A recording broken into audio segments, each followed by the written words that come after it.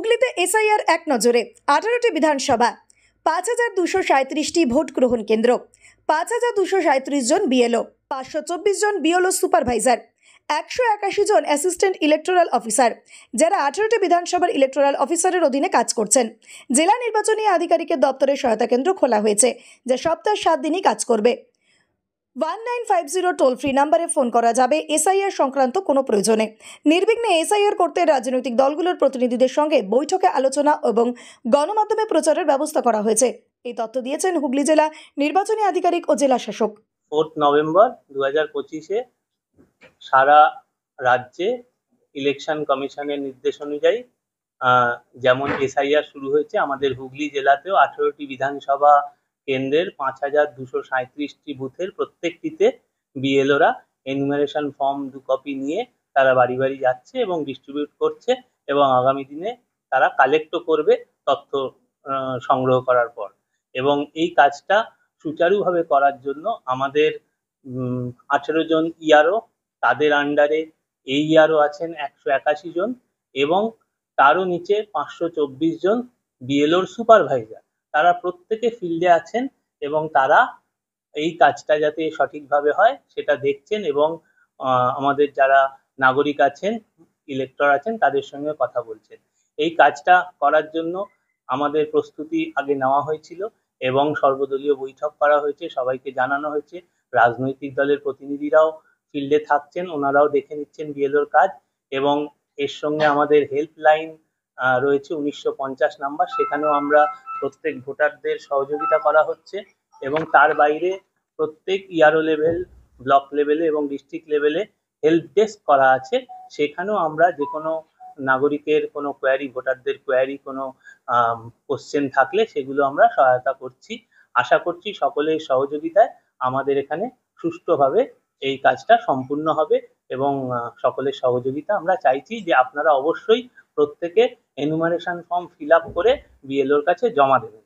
এর শিডিউল যেটা আছে আপনারা জানেন, তবু আবার বলে দিই যে 4ই নভেম্বর থেকে 4ই ডিসেম্বর এই অবধি তারা ফর্মটা ডিস্ট্রিবিউট করছে এবং কালেকশন করছে।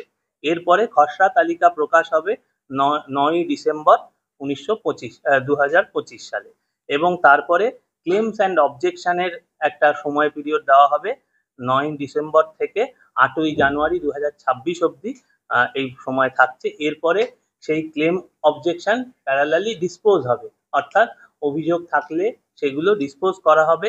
সেটার সময় হচ্ছে 9ই ডিসেম্বর 2025 থেকে 31শে জানুয়ারি 2026 অবধি এবং ফাইনালি এই চূড়ান্ত যে তালিকা সেটা 7ই ফেব্রুয়ারি 2026-এ প্রকাশিত হবে। আমরা সকলের কাছে আহ্বান জানাচ্ছি আপনারা এই কাজটা সুষ্ঠুভাবে করার জন্য আমাদের সঙ্গে সহযোগিতা করুন। আমাদের লোক, বিএলও এবং পুরো টিম তারা কিন্তু এই কাজে আপনাদের সঙ্গে থাকবে। ধন্যবাদ।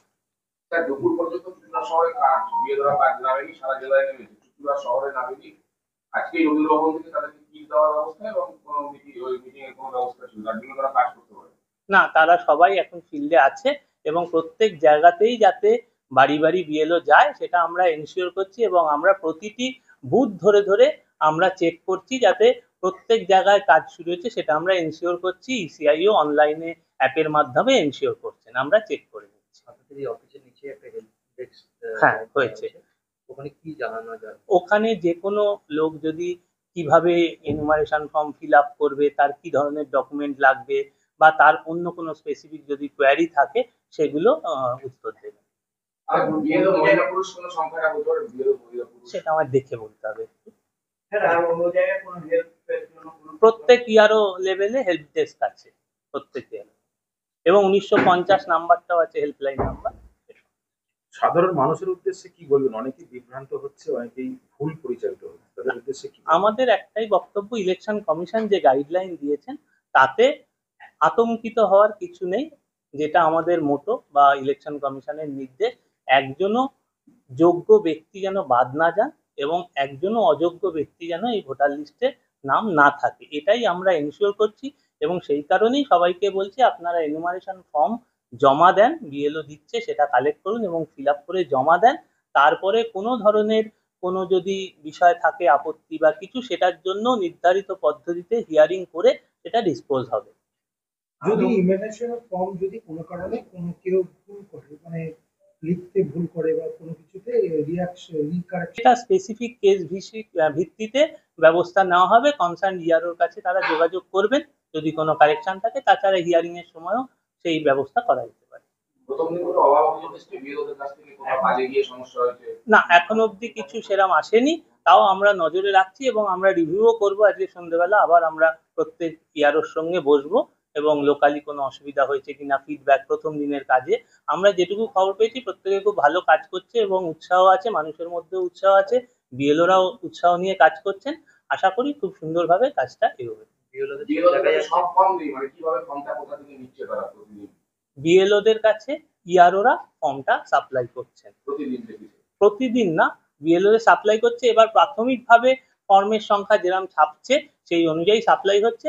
আগামী 1-2 দিনের মধ্যে তাদের কাছে সব ফর্মই থেকে যাবে, কাজেই ফর্মের অভাব কিছু হবে না। তারা প্রথম দিনে একদিনে তো কতগুলো ফর্ম বিলাতে পাচ্ছে প্রথম দিন, সেটা দেখে আমাদের কাছ থেকে ফর্ম দেওয়া হবে। বিএলওদের কাছে ইআরওরা ফর্ম দেবে।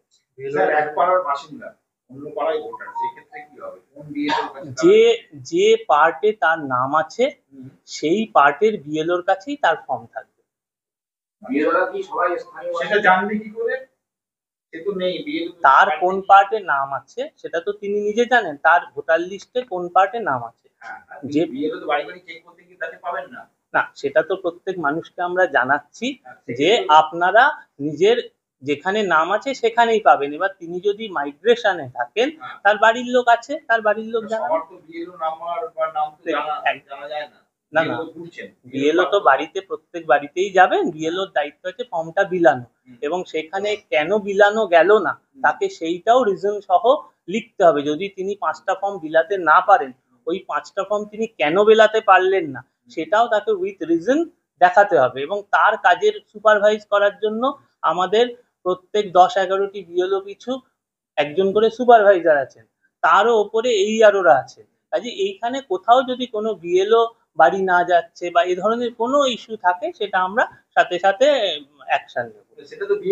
বাড়ি হোক কিংবা অফিস, কিচেন হোক কিংবা বাথরুম, সবকিছুই মনের মতো করে সাজাতে আজই আসুন আল আমিন মার্বেল হাউস। এখানে নামি দামি এবং গুণগত সম্পন্ন মানের টাইলস, মার্বেল এবং গ্রানাইটে রয়েছে প্রচুর সম্ভার। আমাদের ঠিকানা আল আমিন মার্বেল হাউস, গ্রাম মুকুন্দপুর, পোস্ট মশাট, জেলা হুগলি, পিনকোড 712701। আমাদের কন্ট্যাক্ট নাম্বার 7319093272, এছাড়া 7063845499।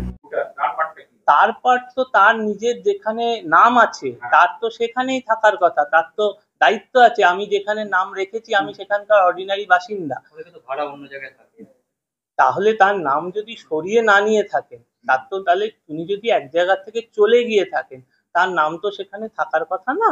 নিয়ম অনুযায়ী উনি যদি পার্মানেন্টলি শিফট হয়ে গিয়ে থাকেন, তার বাড়ির কেউ থাকে না, কিছু না, তার নামও সেক্ষেত্রে অন্য জায়গায় চলে যাওয়ার কথা। না, সেটা হলে স্পেসিফিক ক্ষেত্রে সেটা আলাদা আমি আলোচনা করি, ঠিক আছে। সেটা সেখানে তার বাড়ির লোক আছে, তো তিনি যদি যান, বিয়ে হয়ে গেছে, তার বাড়ির লোক আছে তো। বিএলআরওরা আজকাল লিস্টে নাম আছে, সেইভাবে ওনাদের বাড়ি বাড়ি যেতে হবে। হয়তো 1 নম্বর নাম আছে পাড়ার প্রথমে বাড়িটার, 2 নম্বর এই ইস্যুটা আমরা পেয়েছি। এটা হচ্ছে ফর্মটা যখন প্রিন্ট হচ্ছে, এনুমারেশন ফর্ম সিরিয়ালি প্রিন্ট হয়েছে, এটা আগামী 2-1 দিনের মধ্যে শর্ট আউট হয়ে যাবে, যাতে সব ফর্ম তাকে দিয়ে সে পাড়া ভিত্তিক সেটা শর্ট করে নিতে পারে, যাতে এক জায়গায় যাচ্ছে যখন সেখানকার সব। এটা আপনি ঠিকই বলেছেন, এটা আমরা অ্যারেঞ্জ করে নিচ্ছি যাতে আরো সুবিধা হয়। হ্যাঁ, এটা আমরা সুবিধা যাতে হয়ে যায় আমরা করে নিচ্ছি। যেখানে যাচ্ছে সেখানে বিভিন্ন রাজনৈতিক দলের লোকেরাও সেখানে থাকছে। এটা ইলেকশন কমিশনের গাইডলাইনে আছে যে সব দলের পক্ষ থেকে যারা রেকগনাইজড পলিটিক্যাল পার্টি, 8টি দল, তারা তাদের প্রতিনিধি বিএলএ, বুথ লেভেল এজেন্ট, তারা নিয়োগ করতে পারেন এবং সেক্ষেত্রে তাদের কাছেও দলের নিযুক্ত করো যে পরিচয়পত্র বা অ্যাপয়েন্টমেন্ট লেটার সেটা থাকতে হবে। সেক্ষেত্রে তারা কাজটা দেখতে পারে, এইটা ঠিক আছে, যাতে ট্রান্সপারেন্সি থাকে। কিন্তু দেখা যাচ্ছে যে সমর্থক, মানে কোনো দলের সমর্থক বা কোনো দল করে সেরকম তারাও ভিড় করে, কোথাও যদি কেউ বাড়তি উৎসাহ দেখিয়ে ভিড় করে বা কিছু কাজে অসুবিধা যদি করে বিএলও, তাহলে সেরকম কমপ্লেন এলে আমরা ব্যবস্থা নেব।